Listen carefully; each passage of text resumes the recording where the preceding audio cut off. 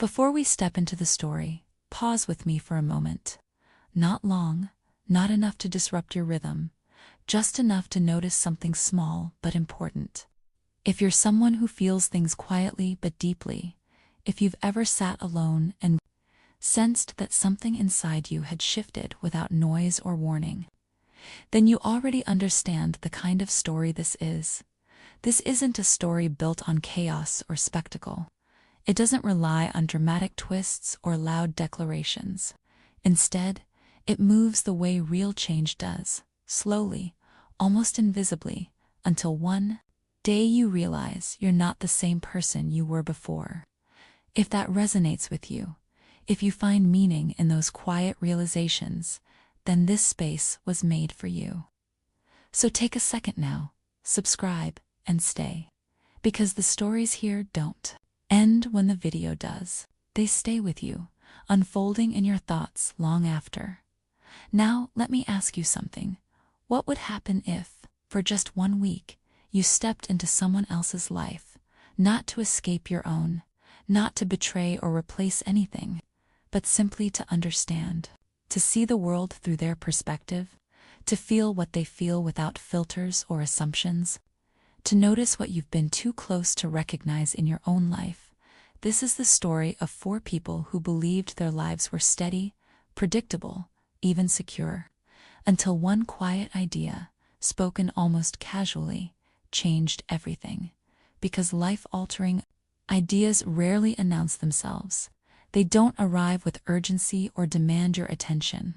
They slip in quietly, disguised as passing thoughts, offhand comments, or even jokes. At first, you brush them aside, but later, you realize that one small moment rearranged everything you thought you understood. It began in a small, rented cabin, tucked deep within the Vermont woods. There was nothing extravagant about the place, no luxury, no grand design, and that was precisely why they had chosen it. The wooden walls carried the subtle scent of pine, grounding and familiar. A fireplace flickered gently, filling the silence between conversations with a soft, steady rhythm. Outside, tall trees swayed slowly in the wind, untouched by the emotional shift about to unfold inside. 4 people sat together in that quiet space, close enough to reach out and touch each other, yet emotionally distant in ways none of them had fully acknowledged. Emma sat beside her husband, Daniel. Her posture was composed, almost too composed, her legs folded neatly beneath her, hands resting calmly in her lap. To anyone observing, she looked present. But there was something unspoken in her stillness. A quiet truth her voice no longer carried. I'm here, but not fully. Over the years, Emma had developed a skill she never consciously chose. She listened more than she spoke, agreed more than she questioned, existed more than she truly felt. It wasn't intentional. It had simply happened, slowly, over time. Across from them, Lily leaned comfortably into Mark. Her laughter came easily, effortlessly. It filled the room in a way that felt warm and familiar. Emma noticed it immediately, not with jealousy, but with recognition. It reminded her of a version of herself she hadn't seen in a long time. At first, everything felt normal. They talked about work, about stress, about how time seemed to move faster every year, how weekends no longer felt like rest, just brief pauses before the next cycle began. It was easy conversation, safe, predictable, the kind of dialogue people fall into when deeper topics feel too heavy to approach. And then, without warning, something shifted. Mark spoke, not loudly, not dramatically, just casually, as if the thought had crossed his mind and slipped out before he could measure its weight. What if we did something completely different this week? The words lingered in the air, light in tone, implication. Everyone looked at him. Mark gave a small, almost uncertain smile, as though trying to soften what he had just said. I mean, just to break routine, you know how couples get stuck sometimes. He let out a quiet laugh, but his eyes didn't follow. Emma felt something tighten in her chest. Lily tilted her head slightly, studying him. Different how?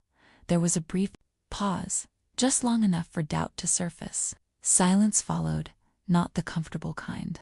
Not the silence of ease or familiarity. This was different. This was the kind of silence that makes you aware of your own heartbeat. The kind that fills the room so completely that even breathing feels too loud. The fire continued to crackle as if nothing had changed, but everything had. Daniel laughed, at least he tried to, but even he could hear it the way it landed awkwardly. Disconnected from the moment. Have you been drinking too fast? He joked. No one joined him. Emma's gaze dropped to the floor. The flickering firelight danced across the wooden boards, shifting unpredictably, mirroring the thoughts she couldn't quite organize. Inside her, two emotions rose at once: fear and something else, something quieter. Relief, because the idea was reckless, but it was also honest in a way nothing else had been. No one spoke, but the silence itself carried meaning.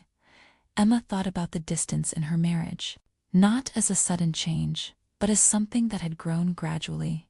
Conversations had turned into schedules. Affection had become assumption. Love still existed, but it no longer felt present. Daniel thought about responsibility, about long hours and constant pressure, about the quiet expectation to hold everything together, and how no one ever asked if he was tired. Lily thought about laughter, about how Mark made her laugh often, but rarely asked the questions that lingered beneath the surface, the ones that kept her awake at night. Mark thought about something deeper: invisibility, the way being dependable had slowly turned him into background noise, because sometimes you can be loved and still feel unseen. Finally, Emma spoke. Her voice was calm, too calm. Maybe it would help us understand each other. Daniel looked at her, surprised, not because of the idea itself, but because of how certain she sounded. Something passed between them, not anger, not love, distance. Lily hesitated before speaking. Maybe it could remind us why we chose each other in the first place. Mark exhaled slowly, and just like that, the joke stopped being a joke. It became real.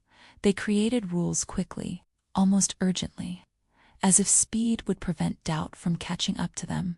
No boundaries crossed, no secrets, complete honesty. They spoke fast, because somewhere deep down they knew that if they slowed down, they might change their minds. That night felt different, heavier. Emma packed her bag in silence. Clothes she had worn for years, safe choices, familiar patterns. Each fold felt symbolic, as if she were stepping out of a version of herself she no longer fully recognized. Daniel stood in the doorway, watching her, wanting to say something meaningful, something that could anchor the moment, but nothing came. Hugged Mark longer than usual, tighter, as if trying to memorize the way he felt. Mark joked about it being just an experiment, but the moment she turned away, his smile faded. Morning came too quickly. Cars were loaded, doors closed. Emma sat in Mark's car, staring ahead at a road that didn't feel familiar. Her heart raced, not from excitement, but from the weight of uncertainty. Behind them, Daniel drove with Lily, both silent, both thinking the same thing, neither saying it, and none of them realized something important. The change had already begun. The first day was careful, measured, polite. Conversations stayed on the surface.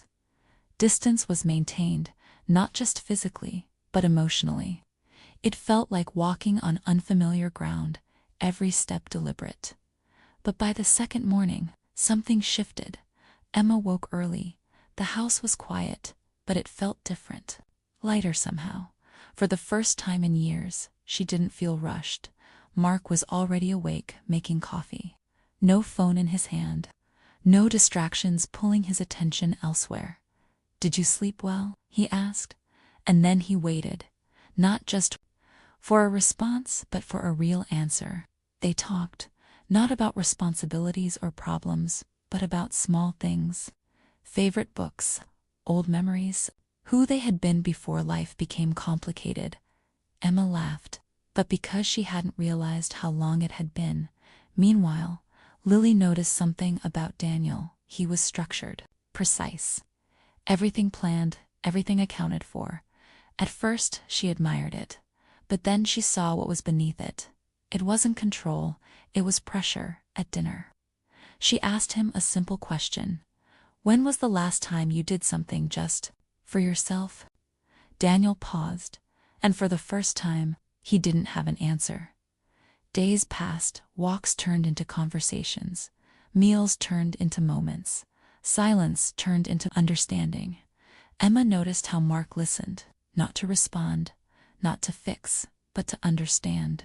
He didn't interrupt, he stayed present, and something inside her shifted. Not attraction, something deeper, recognition. Lily began to see Daniel differently too, not just as Emma's husband, but as a man who had been carrying too much for too long. One night, during a quiet drive, Daniel said something he had never said out loud before. "I think I'm becoming irrelevant." His voice was low, almost as if he wasn't sure he should say it at all. "I feel like Emma doesn't need me anymore." Lily felt something break inside her, not for herself, but for both of them, because this wasn't curiosity anymore. This was clarity. Nights became heavier. Emma lay awake, questioning something she had never fully examined. Is love supposed to feel heavy or light? Mark found himself wondering something else entirely. Does being understood always lead to desire? Or is there something quieter, something purer than that? Lily sat by the window one evening, realizing something painful. Comfort without connection slowly drains love. And Daniel, sitting alone in the dark, reached a realization of his own. Being reliable is not the same as being seen. No rules were broken, no lines were crossed, but something far more significant had happened. Emotional doors had opened, and once opened, they don't close the same way again. So if this story made you pause, even for a moment, if it made you reflect on your own life, your own relationships, your own silences, then stay, because the most powerful changes in life don't come from betrayal, they come from honesty.